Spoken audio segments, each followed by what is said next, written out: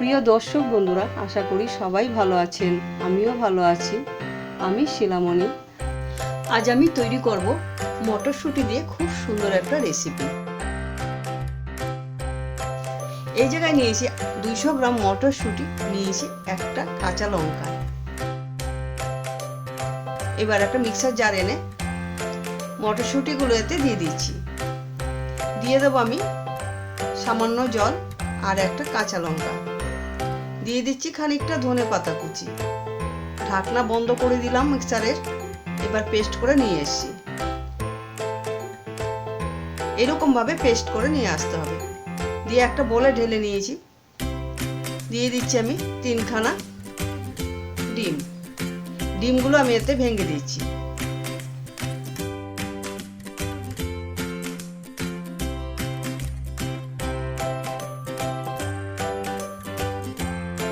আস্তে আস্তে করে ডিমগুলো এতে ভেঙে দিয়ে দিচ্ছি। দিয়ে দিচ্ছি আমি স্বাদ মতো নুন, আর দিয়ে দেবো এতে হলুদের গুঁড়ো সামান্য,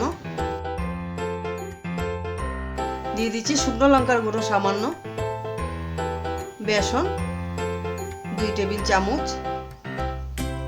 এইবার ভালো করে চামচের সাহায্যে মিশাতে হবে।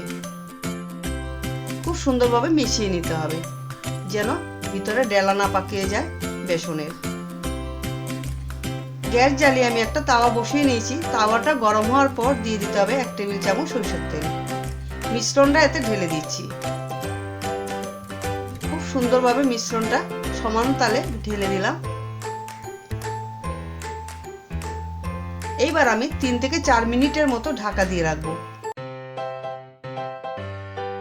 3-4 মিনিট হয়েছে। ঢাকা খুলে দিয়ে আমি আবার উল্টিয়ে দিলাম। আবার 3 মিনিটের জন্য ঢাকা দিয়ে রাখবো। দুপাশে সমান তালে সুন্দরভাবে তৈরি হয়েছে। এবার আমি একটা থালায় তুলে নিলাম। দেখুন কত সুন্দরভাবে তৈরি হয়েছে, একটুও ভাঙেনি।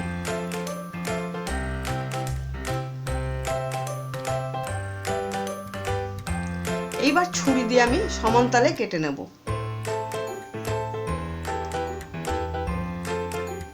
যে যেরকম পিস করবেন, ছোট বড় সেটা আপনাদের ইচ্ছা মতো পিসটা তৈরি করতে হবে। আমি বেশি ছোটও করিনি, আবার বেশি বড়ও করিনি, মাঝারি ধরনের আমি পিস করে নিচ্ছি। পিসগুলো তুলে নিচ্ছি একটা থালায়।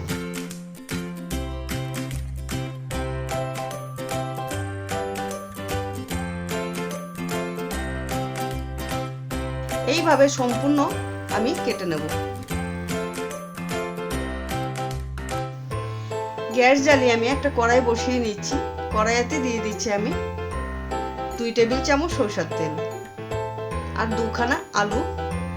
এতে হালকা করে ভেজে নেব, বেশি ভাজার দরকার নেই।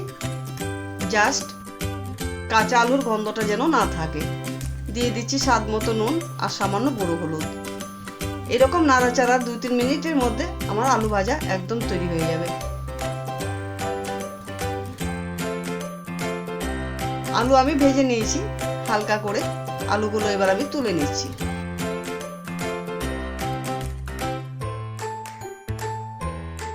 আলু আমার তোলা হয়েছে। এতে দিয়ে দিচ্ছি আমি একটা শুকনো লঙ্কা।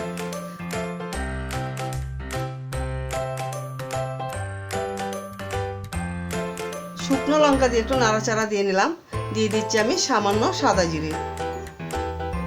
সাদা জিরেটা দিয়ে একটু নাড়াচাড়া দিয়ে নিতে হবে।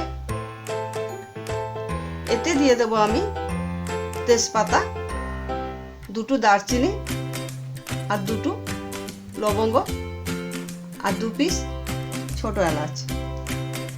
এইগুলো দিয়ে একটু নাড়াচাড়া দিয়ে নিলাম।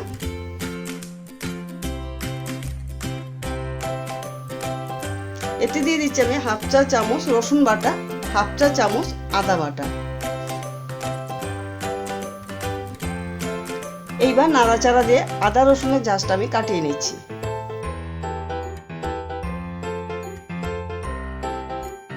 এতে আমি দিয়ে দিচ্ছি একটা মাঝারি সাইজের পেঁয়াজ কুচি।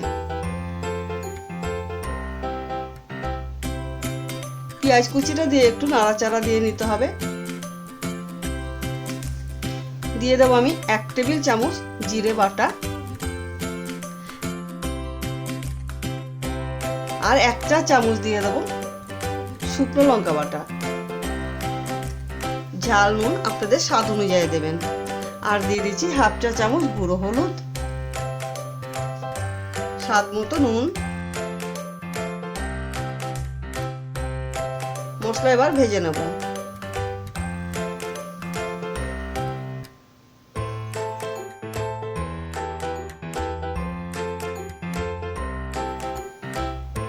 এতে দিয়ে দিতে হবে একটা মাঝারি সাইজের টমেটো কুচি।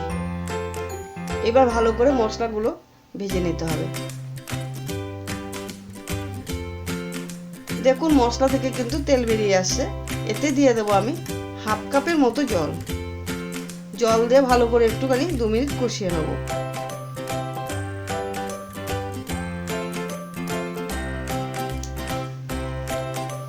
দিয়ে দিচ্ছি 3টে কাঁচা লঙ্কা চেরা।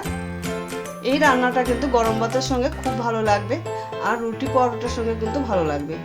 দেখুন মশলা থেকে খুব সুন্দরভাবে তেল বেরিয়ে আসছে, আর কালারটাও খুব সুন্দর হয়েছে। আশা করি খাবারটাও খুব ভালো লাগবে। দিয়ে দিচ্ছি আমি জল, আর ভেজে রাখা আলুগুলো এতে ছেড়ে দিচ্ছি। ভেজে রাখা আলুগুলো দিয়ে আমি একটু অপেক্ষা করব, গ্রেভিটা ফুটে আসবে। এই রান্নাটা যদি ভালো লাগে অবশ্যই বন্ধুদের সঙ্গে ভিডিওটা শেয়ার করবেন। এতে আমি মটরশুঁটির যে ধোকাটা বানিয়ে রেখেছিলাম এইগুলো এতে ছেড়ে দিচ্ছি। জলটা আশা করছি একটু কম হয়েছে, আমি আবার জল ফুটতে দিয়েছি। জলটা ফুটবে, এতে আমি একটু দিয়ে দেবো, কারণ আলুতে কিন্তু খুব জল টানে, তার জন্য একটু জল দিয়ে নিতে হবে।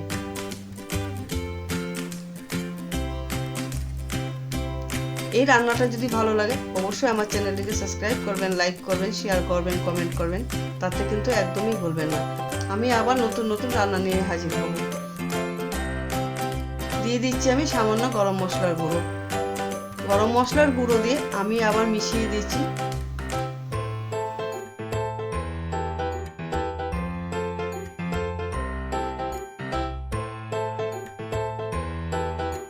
আশা করি রেসিপিটা খুব সহজেই দেখাতে পেরেছি। যদি ভালো লাগে অবশ্যই কমেন্টের মাধ্যমে আমাকে জানাবেন রান্নাটা কেমন লাগলো। ফোটানো জলটা আমি এতে ছেড়ে দিলাম। এবার ভালো করে একটু ফুটিয়ে নেব।